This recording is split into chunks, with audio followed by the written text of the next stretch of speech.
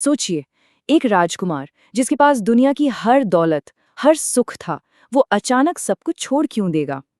आज हम भगवान कुंथुनाथ के जीवन के इसी सफर को देखने वाले हैं। ये कहानी सिर्फ त्याग की नहीं, बल्कि उस परम सत्य को पाने की है जो हम सब कहीं न कहीं खोज रहे हैं। चलिए, एक राजा के आत्मज्ञानी बनने की इस अद्भुत यात्रा को शुरू करते हैं। ये जो पुकार है ना, ये सिर्फ एक भक्त की नहीं, बल्कि शायद हर उस इंसान की है जो इस दुनिया के उतार चढ़ाव से गुजर रहा है। दुखों के सागर से पार जाने की ये जो इच्छा है, यही तो इस पूरी कहानी का केंद्र है। तो चलिए देखते हैं कि भगवान कुंथुआत का जीवन, उनकी यात्रा, इस पुकार का जवाब कैसे देती है। तो कहानी शुरू होती है पहले अध्याय से, राजकुमार। और यहाँ हम मिलते हैं राजकुमार कुंथुनाथ से। देखिए, उनके जन्म से ही ना ये बात जैसे तय हो गई थी कि वो कोई मामूली शासक नहीं बनने वाले, वो तो शांति का एक प्रतीक बनने वाले थे। तो जरा उस वक्त को महसूस कीजिए। गंगा के किनारे बसा एक खुशहाल समृद्ध शहर हस्तिनापुर, और वहां राजा शूरसेन और रानी श्रीदेवी के घर एक बालक का जन्म होता है। पर यह जन्म ये सिर्फ एक जश्न का मौका नहीं था, ये तो जैसे एक नए दौर का आगाज था। ऐसा महसूस हो रहा था मानो खुद शांति और सुकून ने धरती पर अवतार ले लिया हो। और देखिए, ये जो गुण है ना, गहरा ज्ञान, विनम्रता, करुणा, ये सब सिर्फ किताबी बातें नहीं थी उनके लिए, ये तो उनके स्वभाव में ही बसे हुए थे।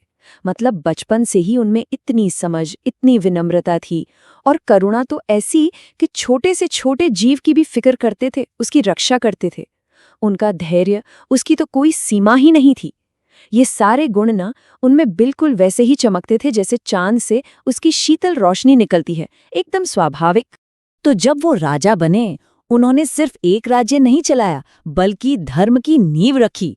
उनके शासन में प्रजा वाकई में सुखी थी, खुशहाल थी, और लोग उन्हें सिर्फ अपना राजा नहीं मानते थे। नहीं, वो उन्हें धर्म का रक्षक मानते थे। उनका पूरा शासनकाल, कह सकते हैं, शांति और समृद्धि का एक जीता जागता उदाहरण था। यहाँ तक तो सब कुछ बिल्कुल सही चल रहा था, पर अब आता है कहानी में एक बड़ा मोड़। दूसरा अध्याय, वैराग्य। जानते हैं, कभी कभी एक बहुत ही मामूली सा पल, एक छोटा सा दृश्य हमारी पूरी जिंदगी का सच सामने लाकर रख देता है। उनके साथ भी कुछ ऐसा ही हुआ, और बस उसी एक शाम से सब कुछ बदल गया। जरा सोचिए इस सीन के बारे में। राजा कुंथुनाथ अपने महल की छत पर हैं। शाम का वक्त है और वो डूबते हुए सूरज को देख रहे हैं। वो लालिमा, वो खूबसूरत आसमान, और अचानक बस उस एक नज़ारे ने उनके अंदर एक बहुत ही गहरा ख्याल पैदा कर दिया कि जो भी चीज़ उगती है, जो भी ऊपर उठती है, वो एक दिन ढलती भी है, उसे नीचे आना ही पड़ता है। और बस उसी एक ख्याल से उनके मन में एक सवाल कौंध गया। ये जो इतना वैभव है, ये सत्ता, अरे यहाँ तक कि ये जो अपना शरीर है, क्या ये सब कुछ बस कुछ वक्त के लिए है? क्या ये सब अस्थायी है? देखिए, सवाल भले ही छोटा लगे, पर इसने उनके अंदर एक ऐसी चिंगारी जला दी जिसे वैराग्य कहते हैं। मतलब दुनिया की हर चीज से मोह का पूरी तरह टूट जाना। और फिर अगली ही सुबह पूरी राजसभा भरी हुई है, और वहां उन्होंने एक ऐसा फैसला सुनाया जिसकी किसी ने भी कल्पना नहीं की होगी। उन्होंने बिल्कुल शांति से अपना मुकुट उतारा और सबके सामने घोषणा कर दी, आज से मैं इस राज्य का त्याग करता हूं। मेरा रास्ता अब ये नहीं, बल्कि आत्मज्ञान और तपस्या का है। सोचिए, पूरी की पूरी सभा एकदम सन्न रह गई होगी। ये सिर्फ कपड़े बदलना या राजपाट छोड़ना नहीं था, नहीं, ये एक पूरा काया पलट था, एक ट्रांसफॉर्मेशन था। राजा कुंथुनाथ अब एक महान तपस्वी का रूप ले चुके थे, और इसका सबसे बड़ा प्रतीक क्या था? उन्होंने अपने ही हाथों से अपने बालों का त्याग किया, जिसे केशलोचन कहते हैं। ये इस बात का प्रतीक था कि संसारिक मोह को अब जड़ से ही खत्म कर देना है। तो अब शुरू होता है इस यात्रा का तीसरा और आखिरी पड़ाव, मोक्ष की ओर। ये उस तपस्वी का सफर है जो अब परम ज्ञान की खोज में निकल चुका था। और ये रास्ता ये बिल्कुल भी आसान नहीं था। सबसे पहला कदम था दीक्षा, यानी दुनिया से पूरी तरह नाता तोड़ लेना। इसके बाद शुरू हुई कठोर तपस्या। मतलब भयंकर गर्मी, कड़ाके की सर्दी, भूख, प्यास, सब कुछ सहते हुए वो बस गहरे ध्यान में डूबे रहते थे।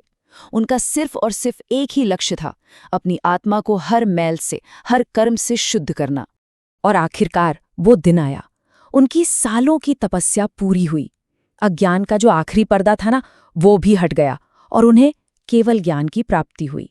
वो सर्वज्ञ बन गए, यानी एक ऐसी चेतना जिसे इस पूरे ब्रह्मांड का हर कण का सच मालूम था, सब कुछ।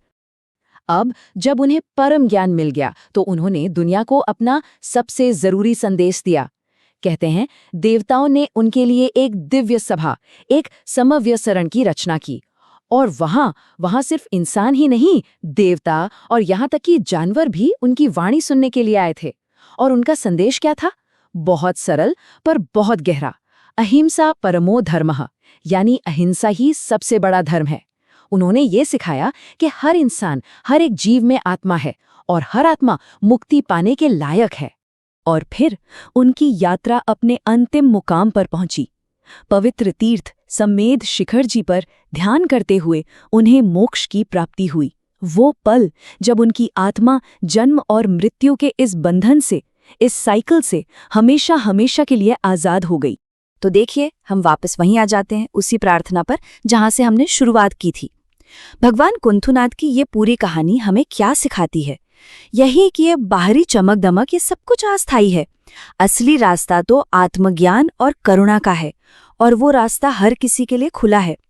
तो ये सिर्फ एक कहानी नहीं है, ये एक आईना है। अब सवाल बस इतना सा है कि इस कहानी की रोशनी में हम अपनी जिंदगी को किस नजर से देखते हैं। जय जिनेंद्र।